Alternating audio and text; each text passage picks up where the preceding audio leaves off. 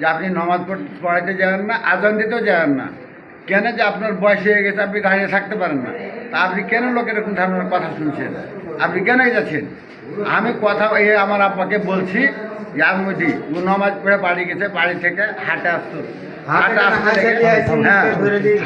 হাটে আসছিল, তখন হাতে বুঝলেন এখন হাইছে আর মুখ একবার মুখে দেখেন আমার সব এগুলো কি করেছে একবারে।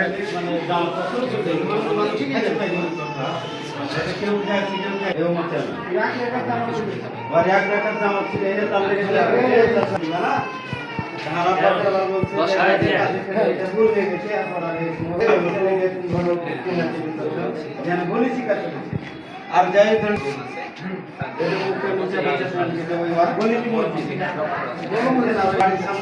ভাই ভাই মুখে ধরে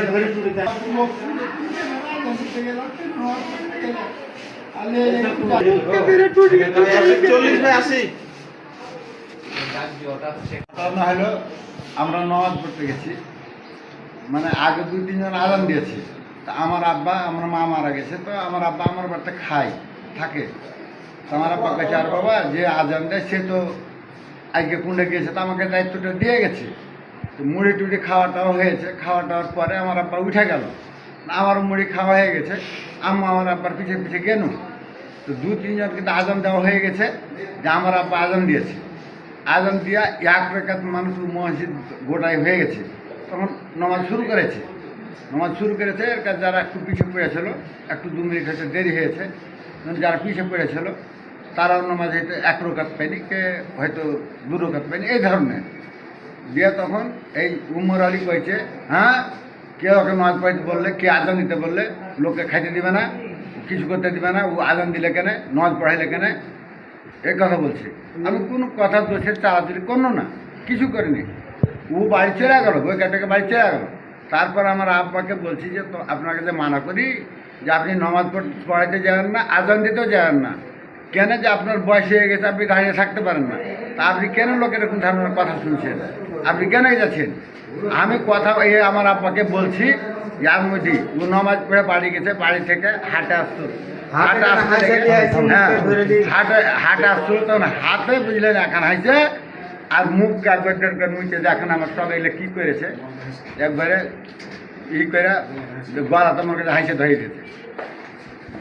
কেটে ধরেছেন এই উম্মার আলী ওই একে পরে তখন ওর ভাইয়েরা, তারপর ওর ভাইয়েরা এলো, বড় ভাই ছিল, ওর বেটা ছিল। 2-3 জায়গাতে আপনার আজান হয়ে গেছে। তারপর আমার আব্বা গেছে, আমার আব্বা যে আজান দিয়েছে, আজান দিয়ে আমার আব্বাই কিন্তু ক্ষতি করে।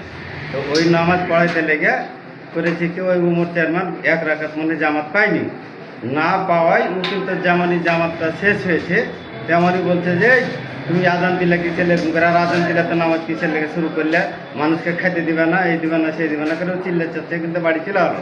বাড়ি যাওয়ার পরে আমার আব্বাকে কিন্তু আমার ভাই মানে বারবার বলছে যে তুমি কেন নামাজ পড়াইতে গেলে, আর কেন তুমি আজান দিতে গেলে, হ্যাঁ এরকমভাবে মানুষ খালি খ্যাঁকর দেয়, তো তোমার আজান দেওয়ার দরকার নেই, নামাজ পড়ার দরকার নেই। আমার ভাই কিন্তু আমার আব্বাকে এগুলো বলতেছে। আর ও গলি থেকে বাড়ি গেছে মনে, আর বাড়ি থেকে এই শব্দটা পাওয়া মাত্রই ওই বাড়িতে হাইসা ছিল ওর হাতে, হাইসা নিয়েছি আমার ভাইয়ের এরকম করে মুখটা ধরিয়া করে টুটিতে ধরে হাইসা ধরে দিয়েছে, বুঝতে পেরেছি। আমরা তো নামাজ পড়ে আগে চলে এসেছি বাড়ি, আর আমার ভাই যে একাই ছিল ওর নিজস্ব বাড়িতে, মানে গলিতে একবারে। কে মারল? এটা উমর চেয়ারম্যান।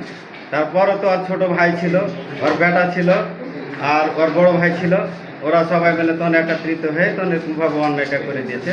যেহেতু মানুষজন যাই হোক আমরা এদিকে ঘুরে পাঠিয়ে দিলে, ওরা সরিয়ে দিলে এই করছে।